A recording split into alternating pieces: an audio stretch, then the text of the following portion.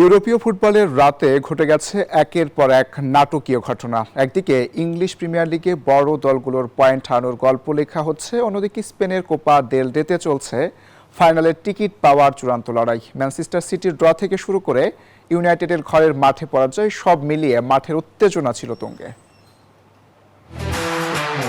English premier লিগে গত রাতটি ছিল অঘটনের এবং তীব্র প্রতিদ্বন্দ্বিতার। শিরোপা প্রত্যাশী শক্তিশালী ম্যানচেস্টার সিটি নিজেদের মাঠ ইতিহাদে 2-2 গোলে ড্র করে থমকে গেছে নটিংহ্যাম ফরেস্টের সামনে।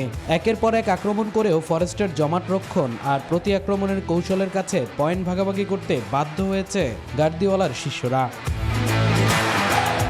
অন্যদিকে ম্যান ইউয়ের হতাশা যেন কাটছেই না। নিউক্যাসেলের ঘরের মাঠে 2-1 গোলে হেরে পয়েন্ট খুইয়েছে ম্যানচেস্টার ইউনাইটেড। নিউক্যাসেলের কৌশলী ফুটবলের সামনে রেড ডেভিলরা ছিল একেবারেই দিশেহারা। মাইকেল ক্যারিকের শিষ্যরা টেবিলের 3-এ থাকলেও সিটির সাথে পয়েন্ট ব্যবধান বেড়ে দাঁড়িয়েছে 9-এ। যুক্তরাষ্ট্রের 1 নম্বর জিম চেইন গোল্ড জিম এখন আবারও বাংলাদেশে। বসুন্ধরা আবাসিক এলাকা ও বসুন্ধরা সিটি শপিং মলে। তবে ইংল্যান্ডের ভিলা পার্কে ছিল সম্পূর্ণ ভিন্ন চিত্র। আক্রমণাত্মক ফুটবলের পসরা সাজিয়ে চেলসি 4-1 গোলে হারিয়েছে অ্যাস্টন ভিলাকে।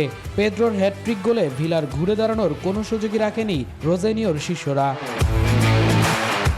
প্রিমিয়ার লিগের আরেক ম্যাচে শিরোপার দৌড়ে টিকে থাকতে 1-0 গোলের কোষ্টার্জিত জয় পেয়েছে আর্সেনাল। ব্রাইটনের কঠিন রক্ষণ ভেঙে 3 পয়েন্ট নিশ্চিত করতে পেরেছে লিগ টেবিলের শীর্ষস্থান ধরে রাখা গানাররা। অপরদিকে কোপা দেলোরের সেমিফাইনালের দ্বিতীয় লেগে রিয়াল সোসিয়েদাদ 1-0 গোলে পরাজিত করেছে অ্যাথলেটিক বিলবাওকে।